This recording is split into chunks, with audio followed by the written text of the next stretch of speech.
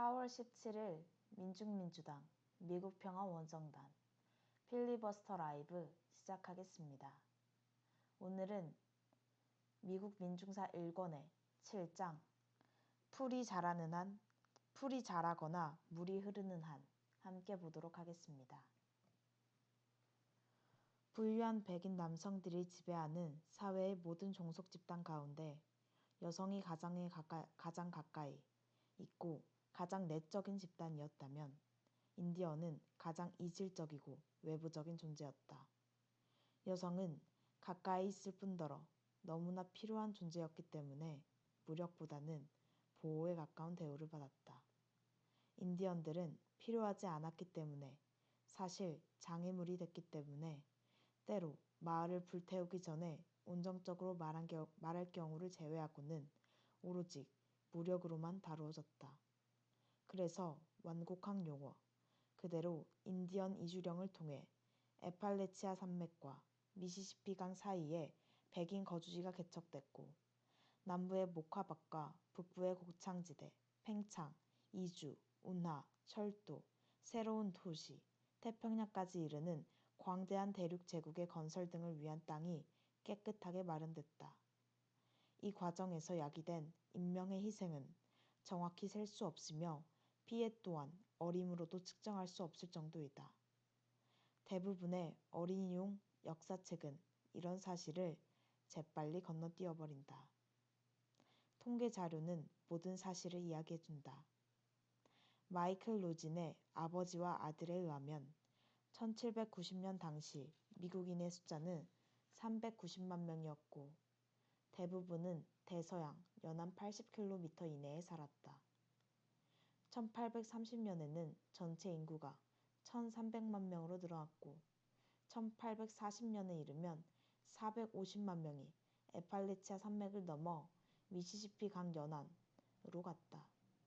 1820년에는 인디언 12만 명이 미시시피 강 동쪽에 살았다. 1844년에 이르면 그 수는 3만 명이 채 못 된다. 그들 대부분이 어쩔 수 없이 서부로 이주해야만 했던 것이다. 하지만 어쩔 수 없이 라는 말은 당시 벌어진 일들을 제대로 전달하지 못했다. 혁명전쟁 기간에는 거의 모든 주요 인디언 부족이 영국의 편에 서서 싸웠다. 영국은 평화조약을 맺고 본국으로 돌아갔다. 인디언들은 이미 자기 땅에서 살고 있었으므로 필사적으로 수호작전을 벌이면서 개척지대에서 미국인과 줄기차게 싸웠다. 전쟁으로 약화된 워싱턴의 민병대는 인디언을 물리칠 수 없었다. 정찰 부대가 차례로 분쇄당하자 워싱턴은 회유책을 쓰려고 했다. 전쟁 장관 헨리 녹스는 이렇게 말했다. 인디언이 먼저 거주하고 있으므로 땅에 대한 권리를 갖는다. 1791년 토머스 제퍼슨은 국경 안에 사는 인디언들을 해치지 않을 것이며 정부는 인디언 땅을 잠식하려고 하는 백인 정착민들을 이주시켜야 한다고 말했다. 그러나 백인이 계속 서부로 이동해 가자 연방 정부에 대한 압력이 커졌다. 제퍼슨이 대통령이 된 1800년 무렵에 에팔레치아 산맥 서쪽의 백인 정착민은 70만 명이었다. 그들은 북부에서 오하이오, 인디애나, 일리노이로, 남부에서는 엘라베마, 미시시피로 옮겨갔다. 백인 정착민의 수는 인디언보다 8배가 많았다. 이제 제퍼슨은 장차 조지아로부터 크리크족과 체로키족에 이주시키는 일을 연방정부에 위임했다. 윌리엄 헨리 해리슨 지사가 다스리는 인디애나 준주에서는 인디언에 대한 침략 행위가 급증했다. 1803년 프랑스로부터 루이지애나 준주를 사들여 영토 규모가 2배로 되자 제퍼슨은 인디언을 그곳으로 이주시켜도 되겠다고 생각했다. 제퍼슨은 인디언들이 좀 더 좁은 지역에 정착해 농사를 짓도록 장려해야 한다고 연방의회에 제안했다. 또한 백인과 교역을 시켜 부채를 지게끔 하고 이 부채를 땅으로 상환하게 만들어야 한다고 제안했다. 두 가지 조치가 편리하다고 생각합니다. 첫째는 사냥을 포기하도록 장려하는 것이고, 둘째는 인디언들 사이에 교역서를 늘려서 그들을 농경과 제조업, 문명으로 이끄는 것입니다. 농경, 제조업, 문명에 관한 제퍼슨의 발언은 매우 중요하다.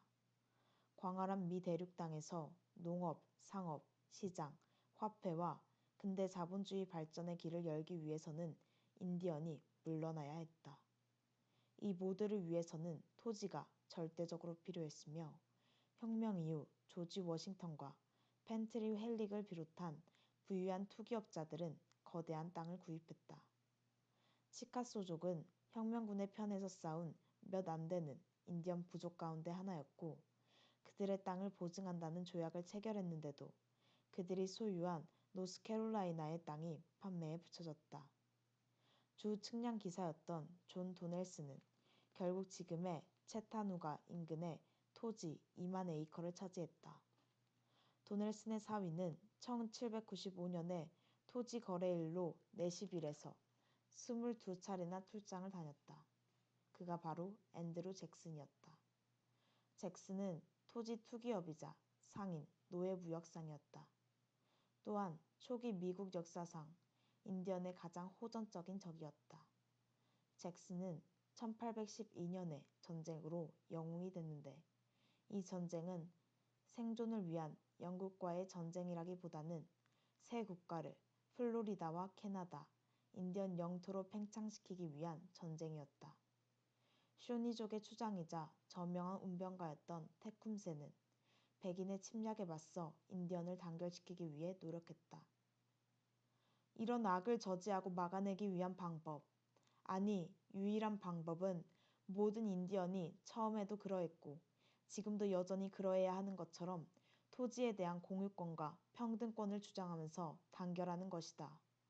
우리의 땅은 한 번도 나누어진 적이 없고 각자의 쓸모대로 이용하기 위해 모두가 소유하고 있는 것이다. 이방인들에게는 말할 것도 없고 우리에게도 서로 땅을 팔 수 있는 권리는 아무도 갖고 있지 않다. 동료 인디언들이 미국 정부에 설득당해 넓은 땅을 양도하는 데 화가 난 테쿰세는 1811년에 엘라베마의 텔라프사 강변에 5,000명의 인디언을 직별시켜 이렇게 말했다. 백인 족속을 없애버립시다. 저들은 여러분의 땅을 빼앗고 여자들을 타락시키며 죽은 사람들의 유골을 짓밟고 있습니다. 그들이 온 곳으로 핏자국을 따라 그들을 몰아내야 합니다. 조지아와 엘라베마, 미시시피의 대부분을 차지하고 있던 크리크족은 서로 분열되어 있었다. 일부는 평화롭게 살고자 백인의 문명을 기꺼이 받아들였다. 자신들의 땅과 문화를 고집하는 이들은 붉은 막대기들이라고 불렸다. 붉은 막대기들이 1813년 민스 요새에서 250명을 몰살하자 잭슨의 군대는 크리크족 마을 한 곳을 불태워 남자와 여자, 어린이를 죽였다. 잭슨은 여기에서 토지와 약탈품을 보상금으로 약속하는 전술을 수립했다. 체로키족이나 우호족인 크리크족, 백인 등 어느 쪽이든 붉은 막대기들의 재산을 뺏는다면 그 재산은 빼앗은 자의 소유가 된다. 잭슨의 사병은 모두가 전투에 열광한 것은 아니었다. 항명하는 경우도 있었다. 사병들은 배가 고팠고 이미 복무기간이 끝났으며 싸움에 지쳐 집으로 돌아가길 원했다.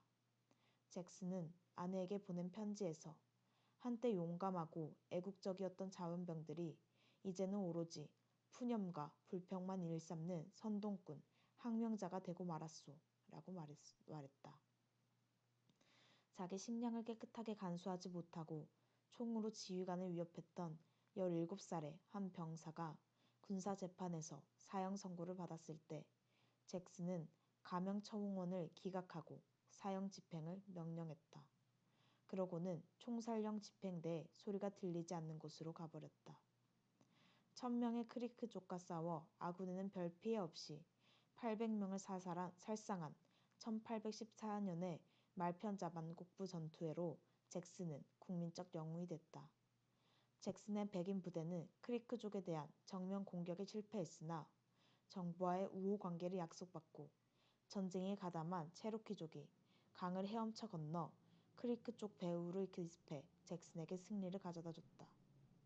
전쟁이 끝나자 잭슨과 동료들은 노획한 크리크족 땅을 매점하기 시작했다. 잭슨은 자기 자신을 협정 감독관으로 임명하고 크리크 쪽 땅의 절반을 차지하는 협정을 지휘했다. 로진에 의하면 이 협정은 미 대륙 남부에서 단일의 것으로 가장 큰 인디언 할양지였다. 이 협정으로 잭슨에 대항했던 크리크족만이 아니라 잭스편에 서서 싸웠던 크리크족의 땅도 빼앗았는데 우호적인 크리크족의 추장 큰 전사가 이에 항의하자 잭슨은 이렇게 말했다. 이봐 들어봐. 설령 당신네 부족의 땅을 모두 빼앗았더라도 위대한 영혼은 미국이 옳다고 했을 거야. 들어보라고. 사실 크리크족의 추장이나 전사 대부분이 미국의 힘을 존중하지 않았잖아. 우리가 대수롭지 않은 국가라고 영국에게 압도당할 것이라고 생각했잖아. 쇠고기를 먹고는 배가 불렀지. 채찍질을 자초한 거야. 우리는 그럴 때 적들이 제정신을 차리도록 피를 흘리게 만든다고. 로진의 말처럼 잭슨은 크리크 부족의 가장 좋은 땅을 정복했고 이것은 곧 서남부 지방의 번영을 보장해줬다. 잭슨은 팽창일로의 면한 왕국에 귀중하고 광활한 토지를 제공했던 것이다. 네, 여기까지가 4월 17일 민중민주당 미국평화원정단 필리버스터 라이브 함께 했습니다.